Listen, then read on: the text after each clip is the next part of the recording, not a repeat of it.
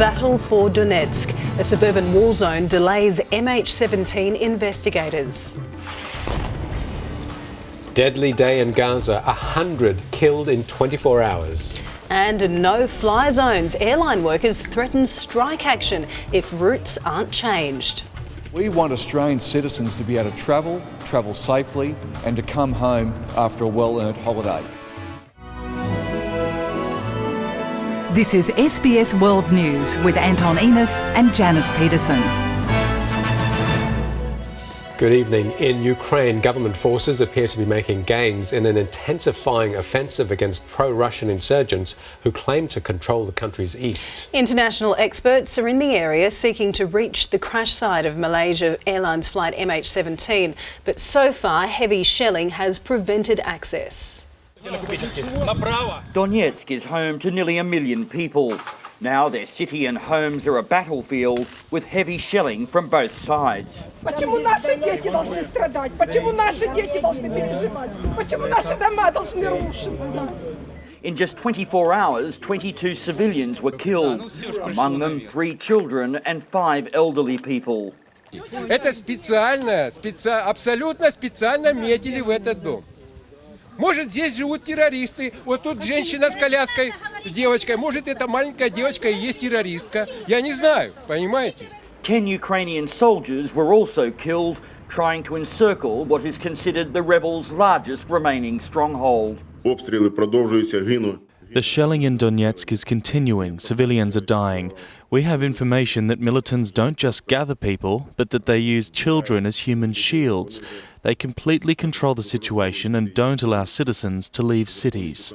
Nearby fighting meant Dutch and Australian monitors couldn't leave the hotel to reach the MH17 debris field. The Ukrainian president has asked Belarus to host talks between Russian and Ukrainian envoys to discuss access to the MH17 crash site in eastern Ukraine. International investigators hope to start retrieving bodies within 1 or 2 days. If the experts find remains, they will be recovered immediately. We will not leave any remains behind. Ukraine says shells are being fired from inside Russia, but so far they haven't fired back. Ukrainian forces are confident they're closing in on the separatists, but the government is still talking about the possibility of a ceasefire. For us, it's about human dignity. It's about the possibility of recovering all bodies and body fragments from the crash site. In Donetsk, Nick Lazaridis, SBS World News. And Nick Lazaridis joins us now live on the phone from Ukraine. Nick, tell us, have the Australian investigators been able to get to the crash site today? No, Janice. Look, unfortunately, we've just had word through in the last few minutes that the joint team of Australian and Dutch investigators have again suspended any attempt to visit the MH17 wreckage site. This is for the 4th consecutive day. So negotiations are continuing with the separatists to secure safe access to the site. A reconnaissance mission went out earlier today with just a few officers, but they didn't get too far, and the fighting in the east of Donetsk is continuing. So it's just safe at this stage to begin the search for the remains and belongings of the victims. Nick, sounds like it's still very tense there. Tell us just how fierce is the fighting like at the moment? Well, look, much of the fighting is taking place about 40 kilometres to the east of Donetsk, but in the last 24 hours there's been several artillery shells and missiles that have landed in Donetsk, mostly killing civilians. They've been aimed and directed at the military bases, the separatist military bases and headquarters, but clearly they've not found their target there. So there's a lot of anger in Donetsk, and the numbers of people fleeing the city are increasing all the time. There's many people at the train and bus stations trying to get out of this besieged city. Nick Lazaridis in Ukraine, thanks again for that update. And staying with that story, US President Barack Obama has announced a new round of sanctions against Russia, accusing the Kremlin of fueling further violence in eastern Ukraine. The European Union has also imposed its toughest sanctions yet. Barack Obama has laid the blame for the latest round of sanctions squarely at the feet of his Russian counterpart Vladimir Putin, saying they'll make a weak economy even weaker. The major sanctions we're announcing today will continue to ratchet up the pressure on Russia, including the cronies and companies that are supporting Russia's illegal actions in Ukraine. Both the US and Europe will hit three major Russian banks, energy and defence businesses. The EU says it's part of an urgent response to the downing of MH17. Praten we inmiddels over met Rusland in te kleden, die veel meer gebaseerd is op het straffen van Rusland voor het stoken in Oost-Oekraïne. Australia already has some sanctions on Russia, but will not be extending them.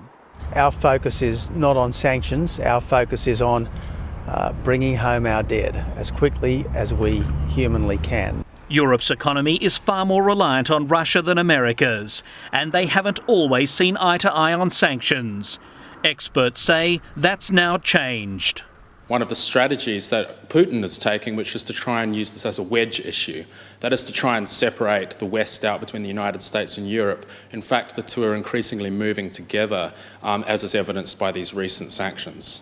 But the current sanctions don't target the entire Russian economy, only individual businesses.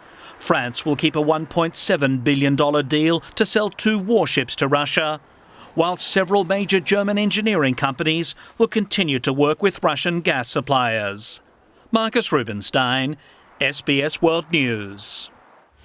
In the heaviest Israeli bombardment of the past 3 weeks, more than 100 Palestinians have died in a single day. There were dozens of airstrikes targeting sites linked to Hamas. A United Nations school was among the buildings hit, killing as many as 20 people. Gaza trembled with the fury of war last night. Israel warned it'd act aggressively. It did. People were forced from their homes, out into a city with few safe places to hide. Israel wants to weaken Hamas any way it can, which includes hitting Gaza's only power station, adding to the misery of those who live here. Through the night and into the day. Across large parts of the Gaza Strip, the bombing is relentless. It's still early in the morning in Gaza.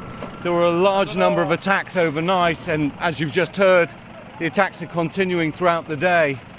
Israel says it's hitting a number of what it calls terrorist targets. This is Hamas infrastructure, those facilities that belong to the militants, but as we've already seen, civilians are increasingly being caught in the crossfire. The front line edges ever closer, as whole neighborhoods empty.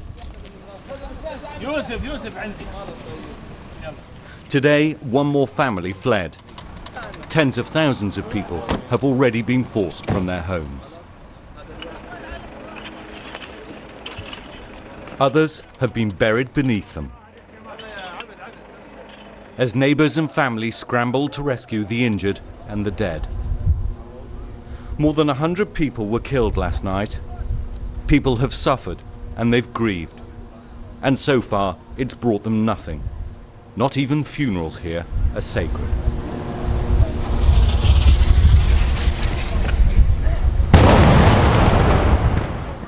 We've been in blockade for the last 7 years.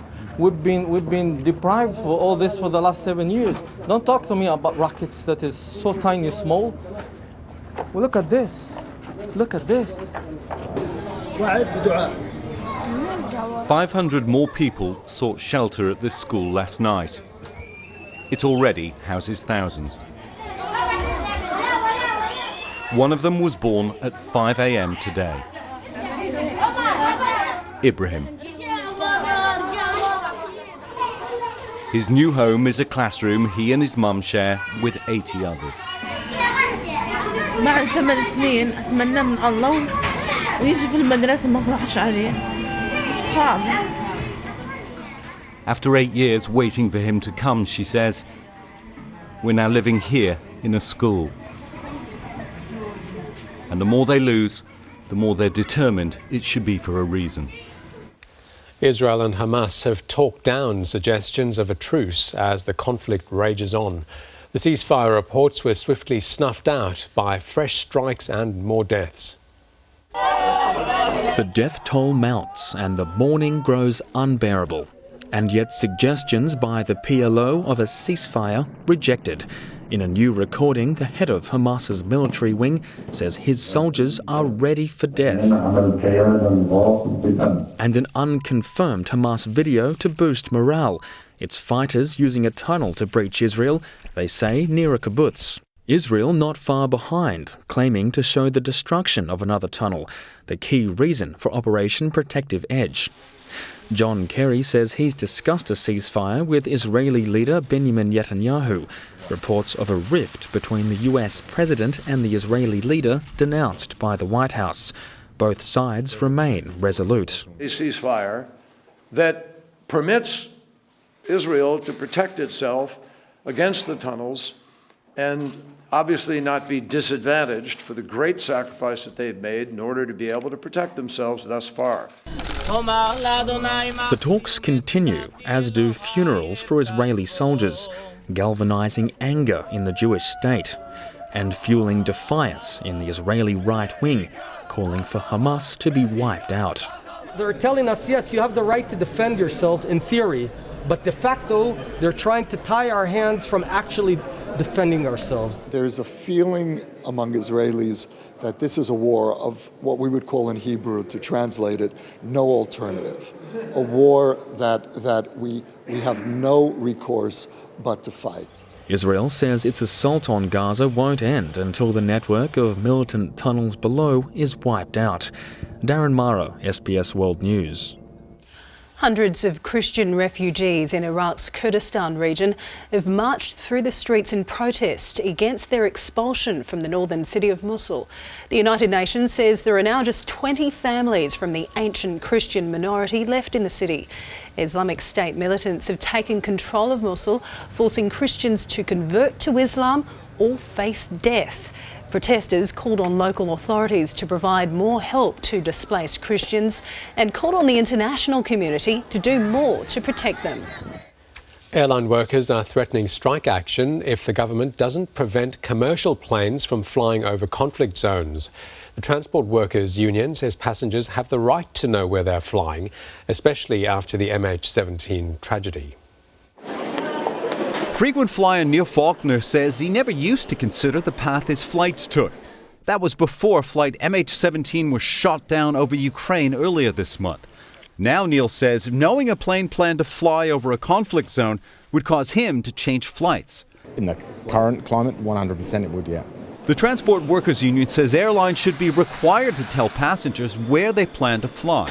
We want Australian citizens to be able to travel safely and to come home after a well-earned holiday. But as it stands at the moment, you don't know whether you're travelling over a war zone. Yesterday, Qantas said it would continue flying over Iraqi airspace, despite alliance partner Emirates announcing it would alter routes over the conflict zone. Today, the opposition leader defended Qantas's decision. I cannot imagine a set of circumstances where Qantas would put people's safety in jeopardy. But the union says the federal government should be the one to make that call. There needs to be an appropriate authority that stops this conflict between airlines where they put profit and opportunism ahead of risk to passengers. A spokesman for the Transport Minister said Australia does not have the legislative power to unilaterally implement laws to determine where airlines are able to fly over foreign countries. The union says it's prepared to ask its 12,000 members to stop work if it's not getting the response it wants to help prove its points. Meeting in Montreal, the UN's aviation body called for a better system of collecting and distributing safety information. Airlines need clear and accurate information on which to base operational decisions on where and when it is safe to fly. The idea of rerouting planes is a complex one because Iraq is just one of several conflict hotspots around the world. The Transport Workers Union wants the Abbott government to become more active in deciding where planes fly and says it plans to talk to members about any further actions to help make that happen. Greg Navarro, SBS World News. Coming up next, Australians fighting with foreign militants warned not to come back home. The desperate attempt to outrun a freight train. How 2 women remarkably escaped death. And later, Australian farmers mastering the art of growing a European